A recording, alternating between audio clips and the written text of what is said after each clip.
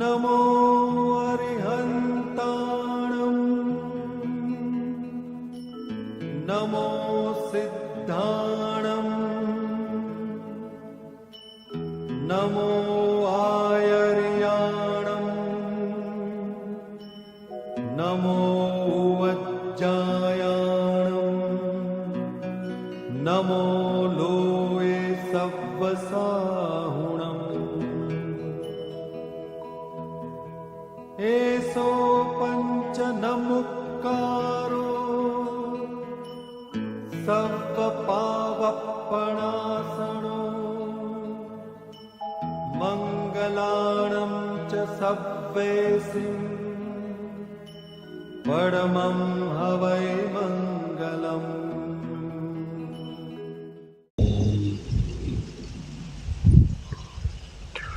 मोक्षमार्गस्य नेतारम् भेत्तारं कर्मभोभृताम् ज्ञातारं विश्वतत्त्वानां वन्दे तद्गुणलब्धये। अज्ञान तिमिरान्धानां ज्ञानाञ्जनशलाकया चक्षुः उन्मीलितं येन तस्मै श्री गुरवे नमः। मंगलमय मंगलकरन् वीतराग विज्ञान नमो ताहि जाते भये अरिहंतादि महा।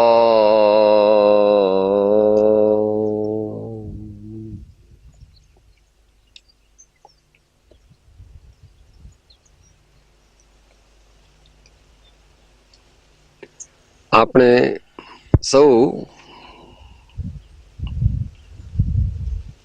ભગવાનના બતાવેલા માર્ગે ચાલવા માંગીએ છીએ. ભગવાને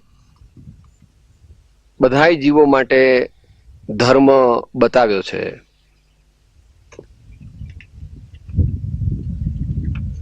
ગૃહસ્થો માટે પણ ધર્મ બતાવ્યો છે અને મુનિજનો માટે પણ ધર્મ બતાવ્યો છે. વર્તમાન આપણે ગૃહસ્થ અવસ્થાની મર્યાદામાં રહીને ભગવાનના માર્ગે ચાલીને શાંતિ ઈચ્છીએ છીએ, સુખ ઈચ્છીએ છીએ.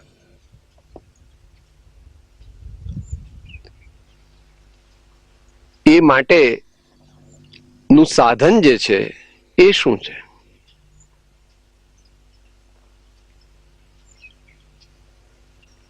જીવન છે તો અનેક પ્રકારની ચિંતાઓ, અનેક પ્રકારના દ્વંદ્વ, અનેક પ્રકારની વિપત્તિ, અનેક પ્રકારનું આપણે ન ઈચ્છીએ એવું તો બનવાનું જ છે. અત્યારે હમણાં બધું સમૂહસૂત્રું ચાલે છે, પણ એક જ દિશામાં સમૂહસૂત્રું ચાલે છે. કોઈ એમ વિચારે તો બધી રીતના પુણ્યનો યોગ કળયુગમાં મનુષ્યોને હોતો નથી, અને કદાચ હોય તો અલ્પજીવી હોય છે. શરીરનું સુખ હોય, દીકરાનું સુખ હોય, ઘરવાળીનું સુખ હોય, બંગલાનું સુખ હોય, અને લોકોમાં કીર્તિનું સુખ હોય, અનેક પ્રકારનું બધુંય સુખ હોય, એવું પ્રાય બનતું નથી. બહારમાં આપણને એવું દેખાય છે, ફલાણા ભાઈ એ તો બહુ સુખી, ફલાણા બેન એ તો બહુ. જગતના જીવો બહારથી એમ માને છે કે ફલાણા ભાઈ કે ફલાણા બેન કે ફલાણા મહારાજ કે ફલાણા XYZ સુખી છે એવું દેખાય છે. પણ જે દેખાય છે બહારમાં એ તો સગવડ દેખાય છે, સુખ નથી દેખાતું. તો પ્રશ્ન અત્યારે એ ઉદ્ભવે છે કે ભાઈ મારે સુખી થવું હોય તો હું કરું શું પ્રભુ? તો અહીંયા કહે છે જ્ઞાન કે અજ્ઞાન જન સુખ દુઃખ રહિત ન કોઈ, જ્ઞાની વેદે ધૈર્યથી, જ્ઞાની વેદે ધૈર્યથી, અજ્ઞાની વેદે રોય, અજ્ઞાની વેદે રોય.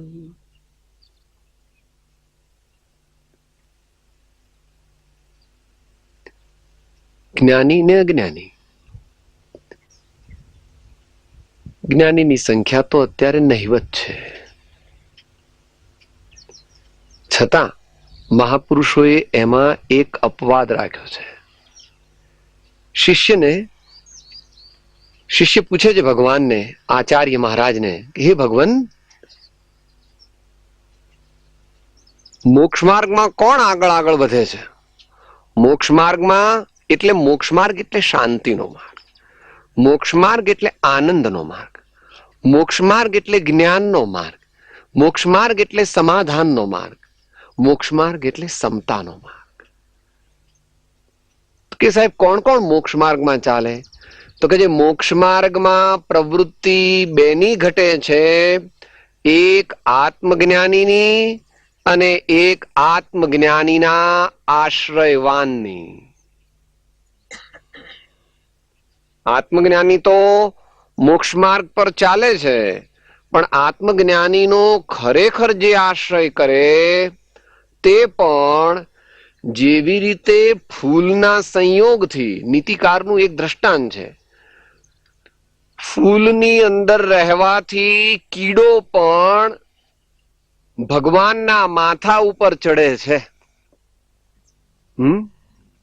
કીડો એમને ચડે તો કોઈ ચડવાનો દે, આમ કરીને કાઢી મૂકે તરત. પણ ફૂલના સંયોગને લીધે, ફૂલનો આશ્રય કર્યો હોવાને લીધે, જેવી રીતે વ્યવહારમાં દેવના માથા ઉપર પણ કીડો ચડી શકે છે, એવી રીતે જ્ઞાનીનો આશ્રય કરવાથી સામાન્ય મનુષ્ય પણ મોક્ષ માર્ગમાં પ્રવૃત્તિ કરી શકે છે. તો અહીંયા જ્ઞાનીનો અર્થ લેવો, જ્ઞાની અને જ્ઞાનીના આશ્રિત એવા સાચા જિજ્ઞાસુ સાધક જીવો, જે અઘરું છે.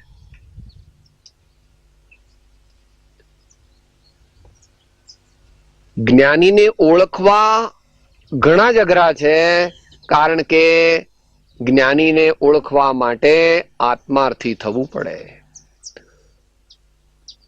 વળી જ્ઞાની ઓળખાય પણ એમનો આશ્રય કરવો હોય તો પણ ઘણા વિઘ્ન છે. ઘરવાળી કહે છે હા તમારે કઈ સત્સંગ કરવો નથી, તો દીકરા કે બાપા તમે ક્યાં ભગત થઈ ગયા, આ દુકાને બેહો, વળી આ સત્સંગ બત્સંગ કરવો નથી. તો સમાજ વાળા વાતો કરે છે, આ પેલો છે ને એનું તો મગજ ઓફ થઈ ગયું છે, એ તો ભગતડો થઈ ગયો છે. વળી કઈક એ બધા કઈ આગુ પાછું ન કરે બહુ, તો આ કે છે ઓ મન તો કેડોમાં દુખે, ઓ દાંતમાં હણકો આવે, આ ચાલુ થઈ જાય છે. એટલે જગતના જીવો જ્ઞાનીનો આશ્રય કરતા નથી. એક તો અંદરમાં રુચિ જ નથી, પણ કદાચ એમ થાય કે ચલો તારે કરીએ થોડું, ત્યાં પછી પાછા આ બહારના લોકો જ્ઞાતિ વાળા વચ્ચે આવે, મંડળ વાળા વચ્ચે આવે, સમાજ વાળા વચ્ચે આવે, એમાંથી કંઈક આગળ જાય તો આ કે છે આજ તો મને તાવ છે એટલે સત્સંગમાં જવું, આજ તો મને શરદી છે, આજ તો મને ઉધરસ છે, આજ તો ઝાડો ઉતર્યો નથી. અને કદાચ એટલે આગળ વધી ગયો ને કદાચ ગયો સત્સંગમાં તો ત્યાં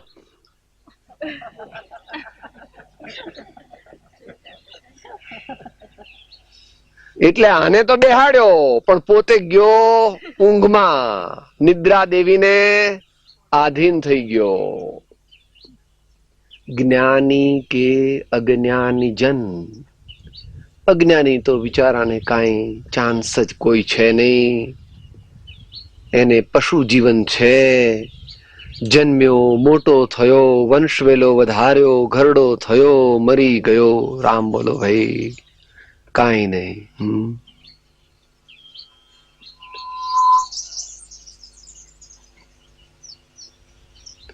बालापन खेलन में खोयो, जोबन मोह्यो नार. बूढ़ापन तन जर्जर होवे, मन तृष्णा विस्तार. अब तो छोड़ जगत की लालसा, रे सुमिरो सर्जनहार. ચાલ્યું જાય છે જીવન, ચાલ્યું જાય છે.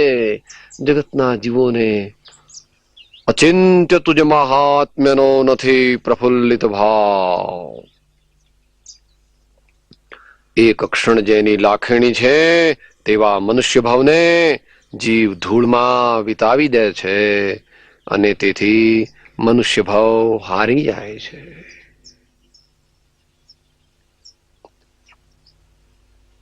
અહીં તો જુદી રીત સમજાવવી છે કે કોઈ જ્ઞાની હોય કે કોઈ અજ્ઞાની હોય, એને બહારમાં કઈ સુખના સંયોગ જ હોય એવો નિયમ નથી. અજ્ઞાની હોય ને બહારમાં ઘણો સુખી દેખાય, અને જ્ઞાની હોય અને બહારમાં ઘણો દુખી દેખાય એવું પણ બને, અને ઘણું ખરું એવું બને છે. નિયમ નથી કઈ એવો. નળ રાજા અને દમયંતી, પાંડવો ને દ્રૌપદી, રામ અને સીતા, મહાન ધર્માત્મા, પણ બહારમાં જુઓ તો દુઃખના ડુંગર કહેવાય. બહારમાં જુઓ તો કે સાહેબ બિચારા બહુ દુઃખી. નળ રાજા સરખો નર નહીં, જેની દમયંતી રાણી અર્ધે વસ્ત્રે વનમાં ભમ્યા, ન મળ્યા અન્ન ને પાણી. તો રામને વનમાં જ રહેવાનું, જંગલમાં આવી રીતે. પણ અહીં તો બધું તૈયાર છે, ત્યાં કઈ તૈયાર બૈયાર મળે? ત્યાં તો ઈટ બીટ કરીને માતાજી લઈ આવે લાકડા બાકડા થોડા, અને પછી અગ્નિ સળગાવે, રોટલો ને પાણી. આપણને શું લાગે, સાહેબ રામ તો બહુ દુખી બિચારા, મારે ઘેર આયા હોત તો હું કઈક એમને. અલ્યા ભાઈ, તું દુખી છો ને એ સુખી છે. પણ આના કાટલા ને ત્રાજવા પ્રભુ દુઃખના સુખના જુદા છે. તારા ત્રાજવા તીર્થંકર ને ઘેર ખોટા છે, પણ હજુ જીવને મનમાં એવું બેસતું નથી. પણ બેસાડવું આપણે. જે જિજ્ઞાસુ આત્માર્થી સાધક જીવ છે તેણે એમ વિચારવું કે નેમિનાથ ભગવાને કર્યું તે સાચું કર્યું ને મેં ઊંધું મુંડાવ્યું. એમણે 22 વર્ષે જે કર્યું તે બરાબર ઉત્તમ કર્યું, મારે પણ એ જ કરવા જેવું છે.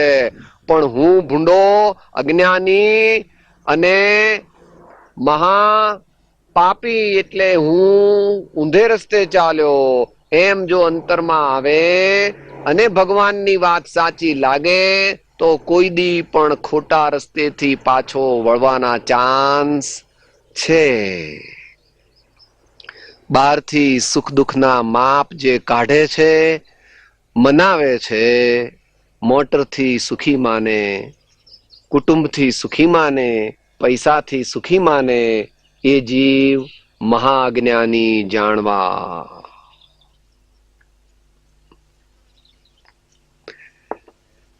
810 એ વાત લીધી છે. જગતની દ્રષ્ટિ અને જ્ઞાનીની દ્રષ્ટિ વચ્ચે પશ્ચિમ પૂર્વ જેટલો તફાવત છે. જ્ઞાનીની દ્રષ્ટિ પ્રથમ નિરાલંબન છે. જીવની રુચિને મળતી આવતી નથી, તેથી જીવ તેમાં રુચિવાન થતો નથી.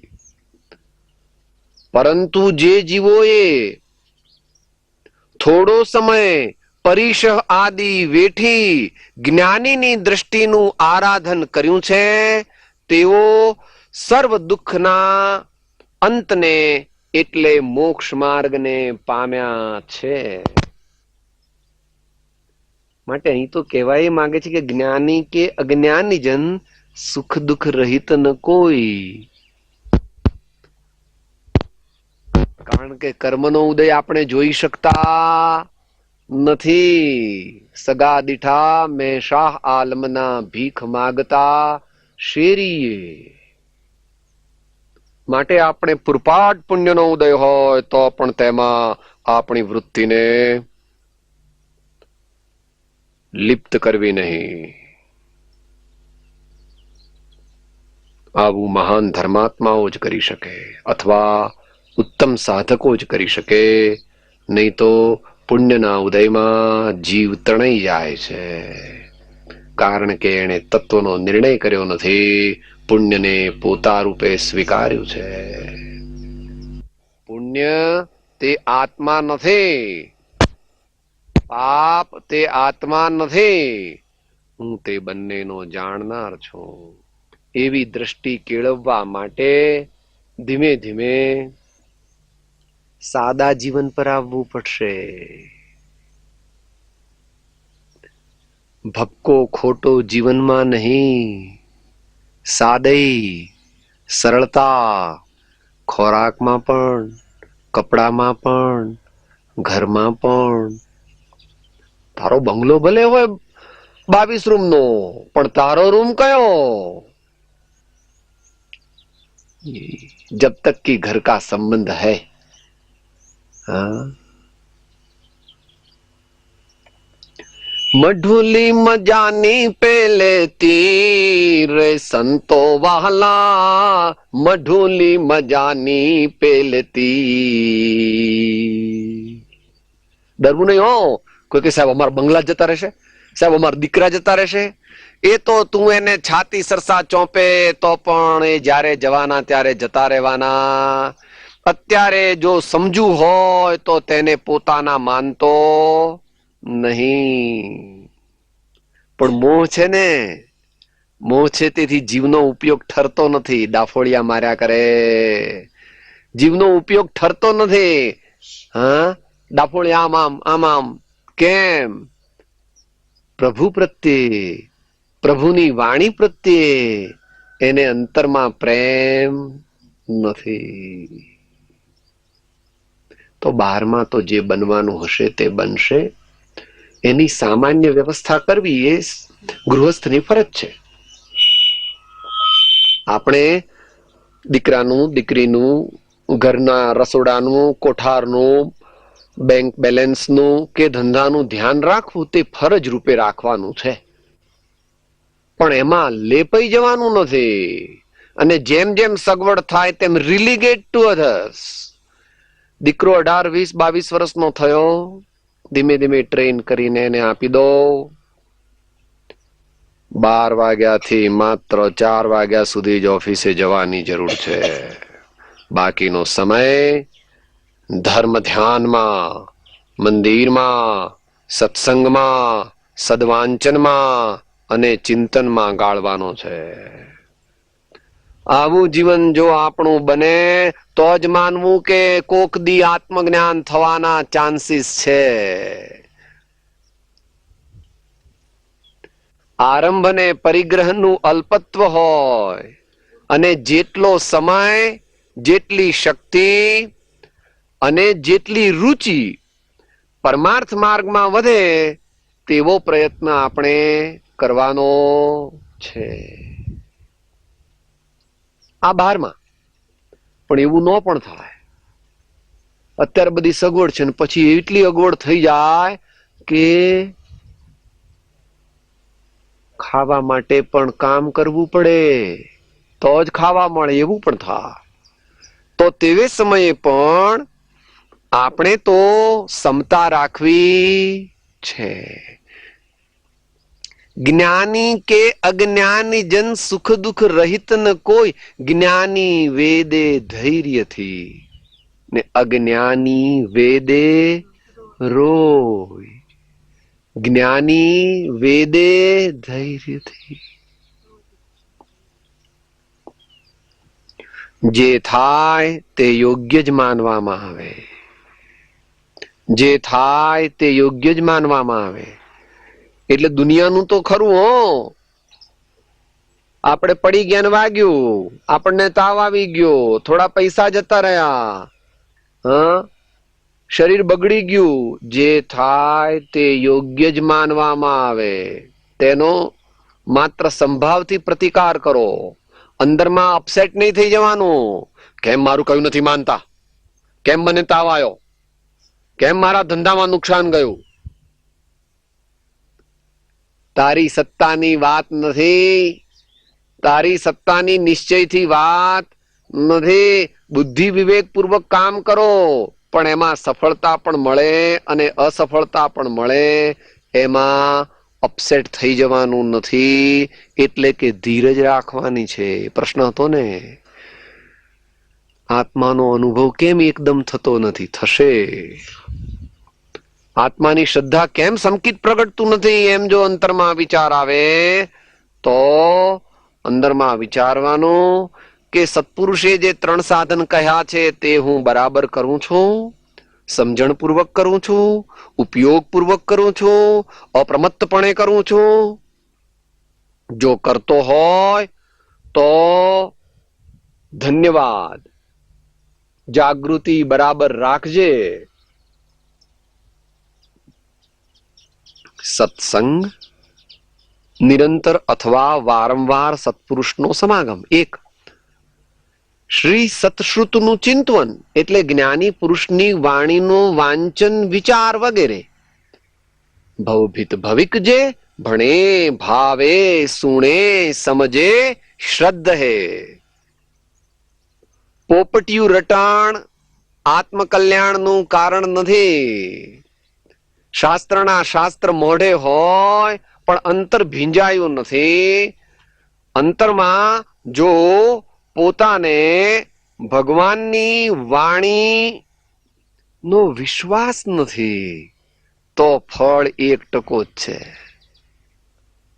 હા, આપણે બોલે જ હું આત્મા છું, આત્મા છું, પણ તરત મને ભૂખ બહુ લાગી છે, મને તરસ બહુ લાગી છે. બોલવાથી ધર્મ છે નહીં. એ પ્રમાણેના ભાવ કરવાનો પ્રયત્ન કરવો જોઈએ. આત્મા છું, થોડી ભૂખ ભલે લાગી, થોડી તરસ ભલે લાગી, થોડો તાવ ભલે આવ્યો, પણ સમતા રાખવાનો અભ્યાસ કરતો નથી. એ જ આપણે વિચારવું છે. છેલ્લી 5 મિનિટમાં સમતાનો અભ્યાસ કરવો. કે મહાપુરુષો કે છે જે થાય તે યોગ્ય જ માનવામાં આવે. કોઈ આપણું અપમાન કરે, કોઈએ માન દઈ દીધું, કોઈએ ગાળો દઈ દીધી, એવું કઈ અનેક પ્રકારનું જીવનમાં તો બન્યા જ કરશે. અત્યારે છે એવું કાયમ રહેશે એવું નક્કી નથી. તો દ્રષ્ટિ બદલો. પર વસ્તુ પર દ્રષ્ટિ છે તેની બદલી અને નિજ વસ્તુ પર દ્રષ્ટિ રાખવાની છે. એ રહે કેવી રીતે? નિજ વસ્તુ પર દ્રષ્ટિ રહે કેવી રીતે? વૈરાગ્યથી, અભ્યાસથી અને પ્રારંભિક ભૂમિકામાં તો કોઈ ટકોર કરનાર ઘડીએ ઘડીએ હોય તો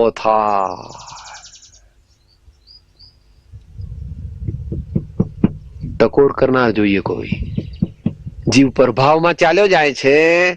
આજુબાજુ વાળા કહે છે હા સાહેબ 2 રોટલી વધારે ખાઓ ને, હા સાહેબ તમે સારા સારા કપડા પહેરો ને, સાહેબ તમને બહુ ઠંડુ પાણી પીવો ને. કારણ કે એ બિચારા એમ માને છે કે અમને બંગલાથી સુખ, દીકરાથી સુખ, એમ મહારાજને પણ બંગલાથી સુખ, દીકરાથી સુખ થતું હશે, પણ વસ્તુ એવી છે નહીં.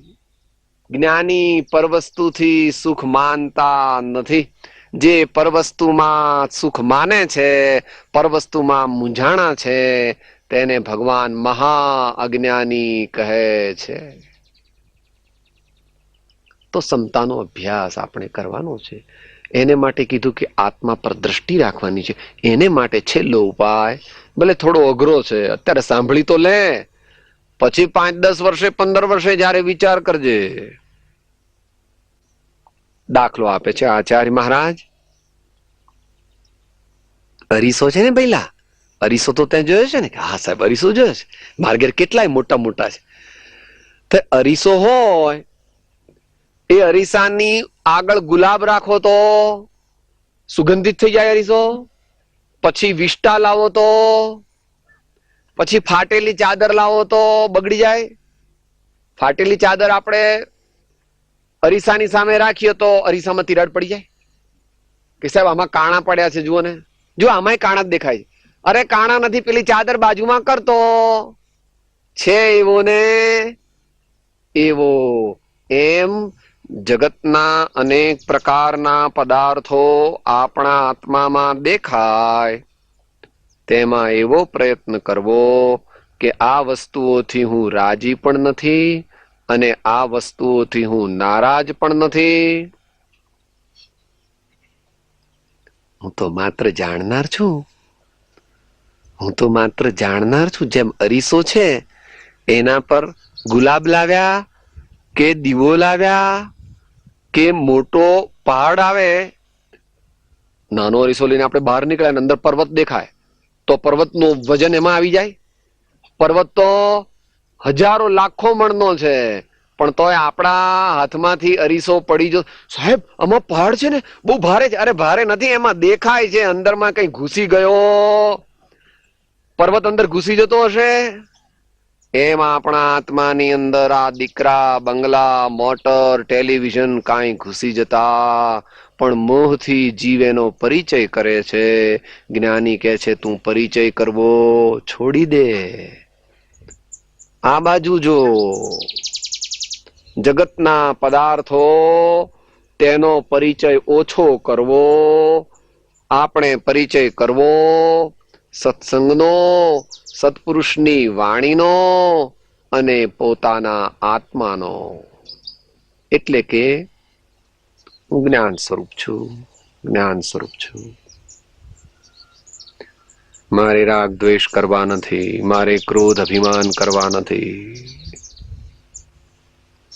બાકી બોલવા માત્રથી હું આત્મા છું એમ બોલવાથી ધર્મ થશે નહીં, પણ એવા ભાવ પ્રત્યે જો વળશે તો ધર્મ થશે.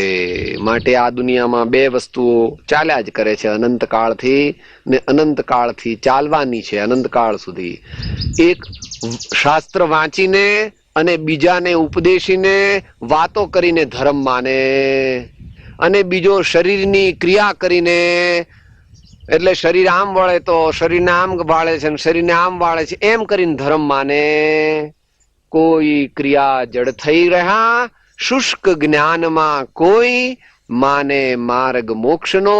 કરુણા ઉપજે જોઈ આપણે બેથી છૂટા થઈએ, આપણા આત્માને જાગૃત રાખીએ, અંતરમાં વૈરાગ્ય ભાવ વધારીએ, જ્ઞાનનો અભ્યાસ કરીએ, સત્પુરુષનો સમાગમ કરીએ અને ભાવ નિર્મળ રાખો. ભાવ નિર્મળ રાખો. ભલે આપણને બીજાનું જોઈને દ્વેષ આવે કે ભાઈ આ તો બહુ આગળ વધી ગયો, પણ આપણે દ્વેષ કરવો, એના પુણ્ય પ્રમાણે એનું થાય છે અને આપણા પુણ્ય પ્રમાણે આપણું થાય છે.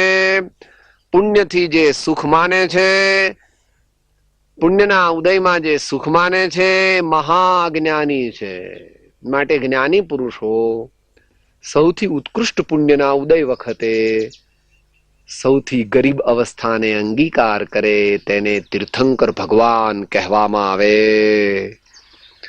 સૌથી વધારે જેને પુણ્યનો ઉદય છે, માં, બાપ, દીકરા, દીકરી, રાજમહેલ, સોનું, હીરા, માણેક, મોતી બધાનો પરિચય કરે. દુનિયામાં સૌથી ગરીબ, તમારી ભાષામાં દુનિયામાં સૌથી ગરીબ કોણ? કે તીર્થંકર. કેમ સાહેબ? લંગોટી પણ નહીં. જય ભગવાન. એટલે જગતના જીવો કહે અરે રે અમને તીર્થંકરની દયા આવે, બિચારાને કઈ મારે ઘેર આવ્યા હોત તો હું કઈ કપડા આપત, એમને કઈ થોડું લોટ બોટ આપત, થોડા દી તો એમને ચાલત બિચારાને. માટે આપણે પણ એમને રસ્તે ચાલવાનું છે.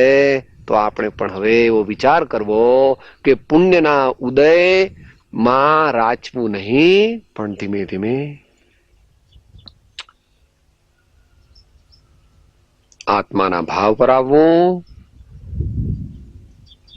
પંચ પરમેષ્ઠીની ભક્તિમાં રહેવું, સત્પુરુષના વચનમાં રહેવું. એ રીતે અહીં કહે છે કે સમતાથી, ધીરજથી, વૈરાગ્યથી, જ્ઞાનથી, આત્મજાગૃતિથી આપણું જીવન જશે તો આપણને અંતરમાં આપણો આત્મા વિકાસ પામતો જશે, વિકાસ પામતો જશે, અને એક દિવસ આપણે પરમાત્મા થઈ જઈશું.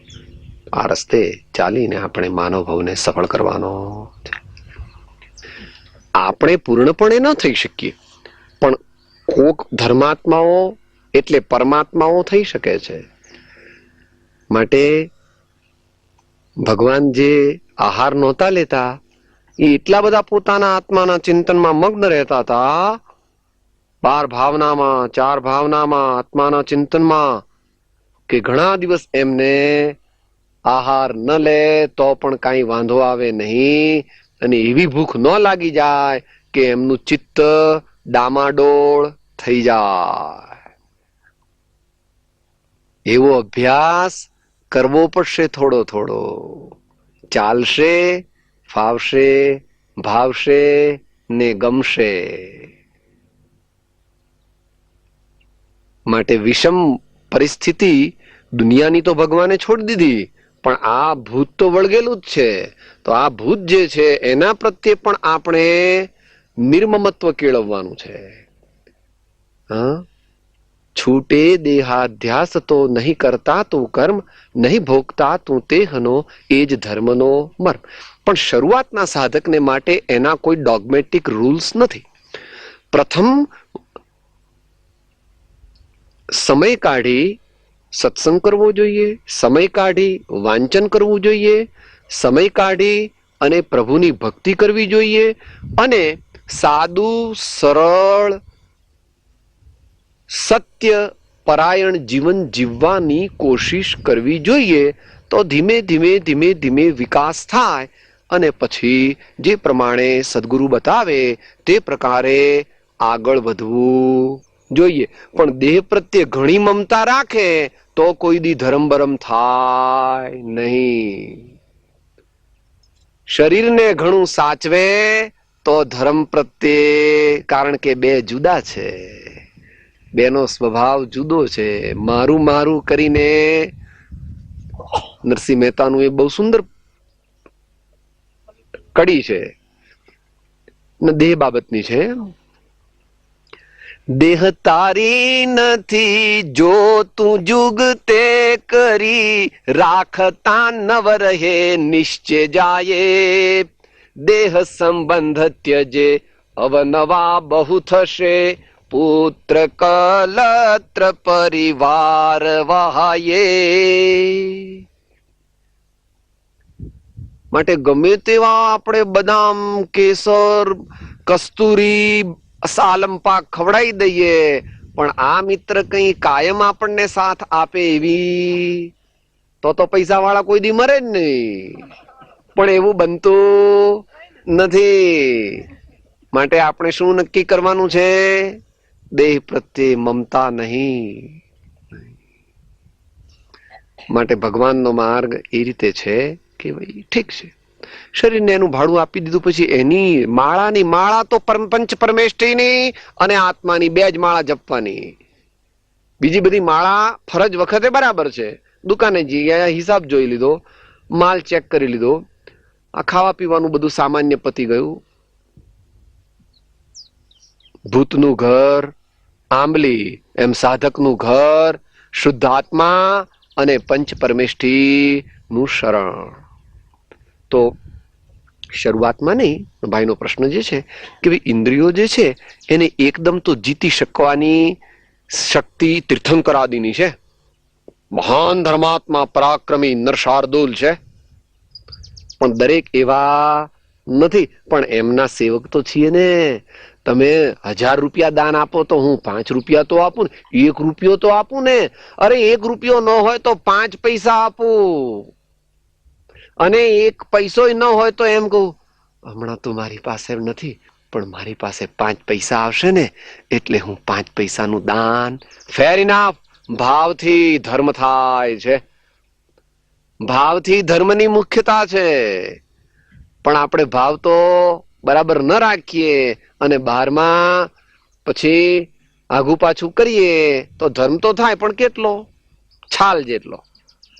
જગતના જીવો છાલ ખાય છે અને અંદરનો માલ મલીદો સંત જે છે તે માલ મલીદો ખાય છે, થોડી થોડી છાલ પણ ખાય છે.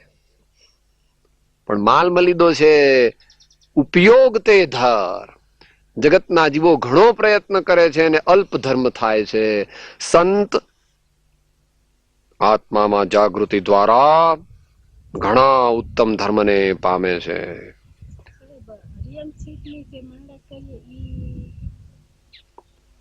બરાબર. એટલે પંચ પરમેષ્ઠી ની માળા થઈ ને. અરિહંત સિદ્ધ એટલે કોણ? પંચ પરમેષ્ઠી. માટે આપણે બરાબર છે. માળા કોની કરો છો એ અગત્ય કરતા માળા કેવા ભાવથી કરો છો એની અગત્ય છે. દાખલો, આ દુનિયાની મોટી હોટલો હોય છે, તાજમહાલ, ઓબેરોય, એમાં પેલા વેઇટર્સ હોય ને, વેઇટર્સ એટલે પીરસનારા, આમ થાળી લઈને જતા હોય ત્યાર બધું સાહેબ આ લોકોને બહુ સારું. અરે ચાખી ન શકે.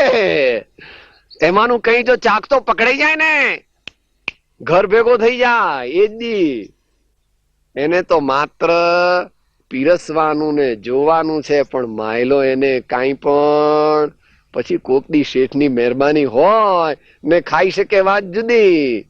શું? એવી રીતે જ્ઞાની જે છે અને અજ્ઞાની છે, તો અજ્ઞાની જીવો જે છે તે વેઇટર જેવા છે. કઈ રીતે? કે બહારથી બધું માને છે ને સમજે છે કે અમે પૈસા વાળા, બંગલા વાળા, મોટર વાળા, દીકરા વાળા, સુખી. અંતરમાં ભાવ. માટે ભાવની મુખ્યતા રાખો. જે ભાવ સાચવે છે તે ભગવાનનો સેવક છે. બાકી તો ઠીકા ઠીક છે, કોઈનું કરેલું નિષ્ફળ નથી જતું. પણ માટે ભગવાન કુંકુન સ્વામી આચાર્ય મહારાજે અષ્ટપાહુડ લખ્યું છે, એમાં સૌથી મોટું ભાવ પાહુડ લખ્યું છે. દર્શન પાહુડ લખ્યું, ચારિત્ર પાહુડ લખ્યું, લિંગ પાહુડ લખ્યું, સૂત્ર પાહુડ લખ્યું, પણ સૌથી મોટું કયું લખ્યું? ભાવ પાહુડ. હે ભવ્ય જીવો, ભાવ સારા રાખો. પણ જીવ ભગવાનની વાતને સમજતો નથી. આપણે સમજવું ભાવ સારા. કોઈ જીવો પ્રત્યે રાગ નહીં, કોઈ જીવો પ્રત્યે દ્વેષ નહીં, સર્વ સાથે પ્રેમ. કોઈ મારું તારું નહીં, કોઈ સંપ્રદાયનો આગ્રહ નહીં, કોઈ મત નહીં, કોઈ પંથ નહીં. જે મહાવીરની વાણી કહે છે અજ્ઞાન છોડો, મહાવીર કહે છે રાગ છોડો, મહાવીર કહે છે દ્વેષ છોડો. સમતા.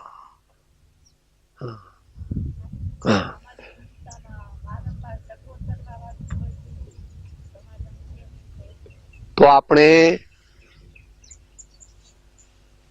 શરીર પર એવા ચિહ્નો રાખવા પડે. અહીંયા રબરની ટીટ રાખવી પડે. ઓડ ટાઈમે એલાર્મ મૂકો, બપોરના 2 વાગ્યાનો એલાર્મ. કોઈ પૂછે તમે ગાંડા છો, બપોરે તમારે ઘેર કેમ એલાર્મ વાગે છે? ત્યારે યાદ કરવું, અમારે તો ભરત ચક્રવર્તી ક્ષાયિક સમકિતિ તદ્ભવ મોક્ષ ગામી 1 કલાકે ઘંટ વગડાવે છે. ચેત ભરત ચેત, કાળ ઝપાટા લેત.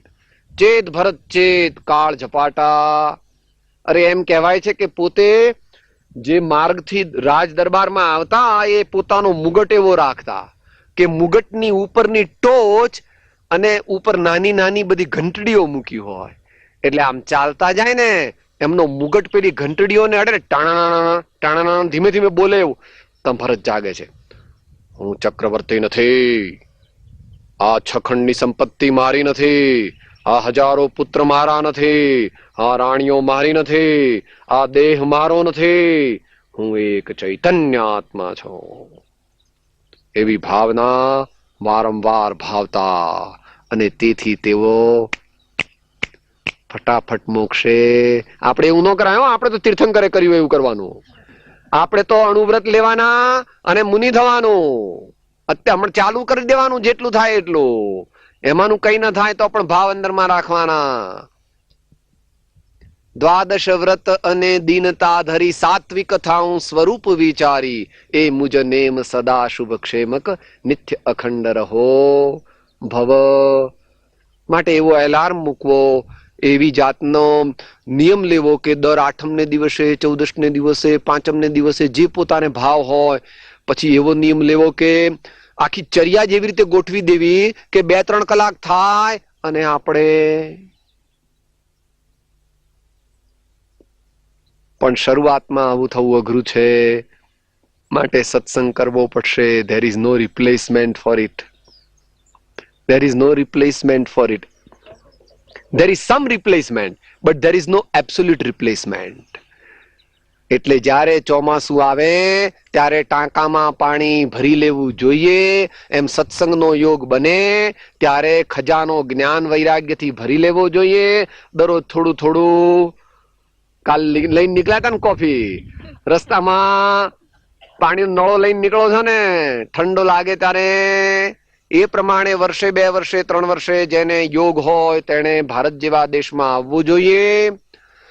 એમ આવવું એટલે 15 દિવસ જુદા.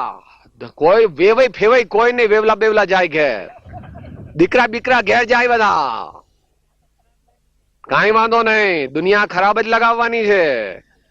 કોઈ આપણને સારું કહેવાનું, જે દુનિયાને રાજી રાખવા માંગે છે તે મહાવીરને રાજી રાખી શકતો. માટે મહાવીરને રાજી રાખવા કે દુનિયાને રાજી રાખવી એનો નિર્ણય કરી લે. મહાવીરને રાજી રાખવા હોય તો આત્માના માર્ગે ચાલો.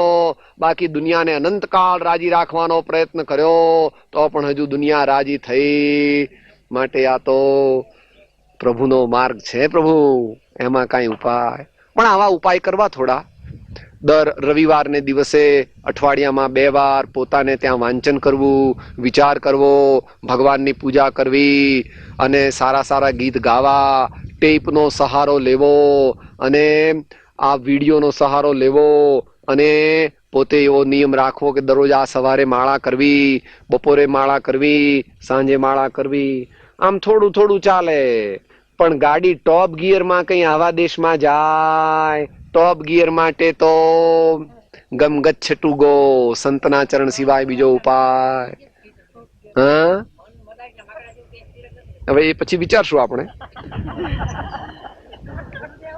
મનડું કિમહીન બાજે હો કુંથુજીન મનડું કિમહીન બાજે, જીમ જીમ જતન કરીને રાખું તિમ તિમ અળગું ભાગે હો કુંથુજીન મનડું કિમહીન. માટે એને કાયમ ખોરાક આપો, ચિત્તને પંચ પરમેષ્ઠીનો ખોરાક આપો, તત્વજ્ઞાનનો ખોરાક આપો, ભક્તિનો ખોરાક આપો. તો ધીમે ધીમે ધીમે ધીમે ધીમે ધીમે ધીમે જો મન જો હાથમાં આવી જાય તો પછી આપણે ભગવાનની જ જરૂર નથી ને. સમાધિ લગાવીને બેસી જઈએ સીધા મોક્ષે. માટે અભ્યાસથી, વૈરાગ્યથી, જ્ઞાનથી, સારા સારા નિયમ લેવાથી અને સરળ જીવન જીવવાથી અને આખા જીવનની પ્રક્રિયા જુદી રીતે ગોઠવવી પડશે. 24 કલાક ભજકલદારમ પછી અડધો કલાકમાં એ જ આવે, દીકરા બંગલા મોટર આવે. માટે જ્યારે દીકરા બંગલામાં હોઈએ ત્યારે થોડી વાર એમાંથી છૂટા થવાનો પ્રયત્ન કરશું તો લોંગ ટર્મ પ્રોગ્રામ છે પ્રભુ. કઈ 2-4 દિવસમાં, 2-4 મહિનામાં નહીં, એ પ્રમાણે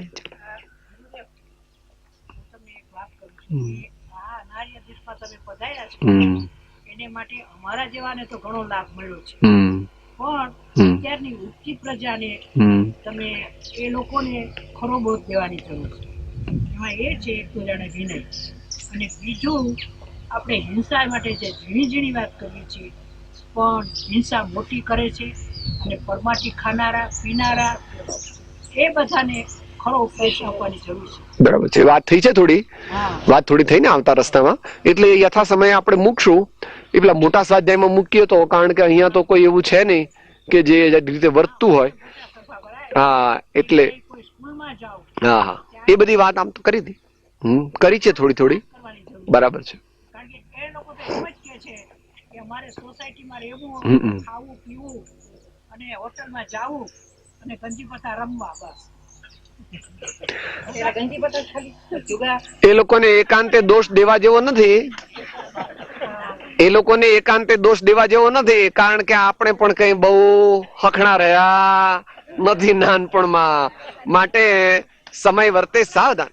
ના ના એ બરાબર છે, આ તમારો અભિપ્રાય નિર્મળ છે, પણ એવું છે કે પાત્ર જોઈને પીરસાય, પાત્ર જોઈને પીરસવાનું.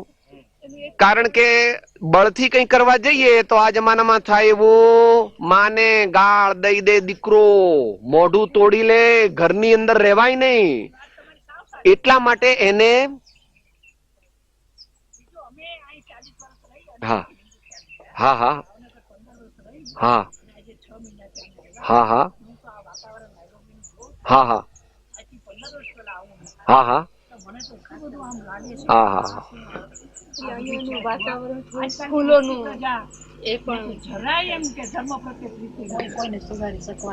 વધારે પ્રીતિ, વધારે આપણે એ લોકોને ઇન્સ્ટ્રક્શન આપી, એ લોકોને સામાન્ય વાતચીત કરવી અને પ્રેરણા આપવી. બાકી તો અત્યારે તો ઊંધી ગાડી ઊંધે પાટે ચાલે છે. બાકી બધાને સુધારવાની, આપણી આજુબાજુ વાળાને સુધારવા, સાચી વાત રજૂ, પછી જેવું જેનું ભવિતવ્ય.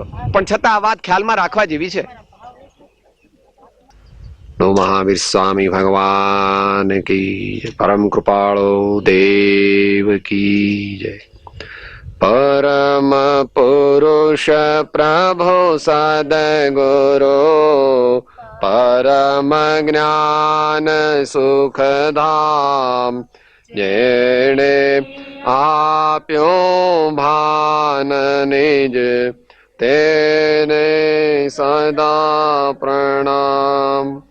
દેહ છતાં જેને દશા વરતે દેહાતીત, તે જ્ઞાની ના ચરણમાં હો વંદન અગણી, હો વંદન.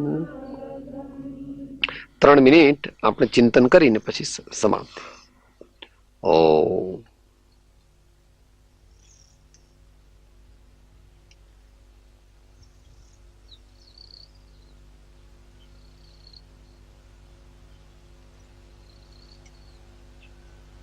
દેહ છતાં જેની દશા વર્તે દેહાતે, તે જ્ઞાની ના ચરણમાં હો વંદન.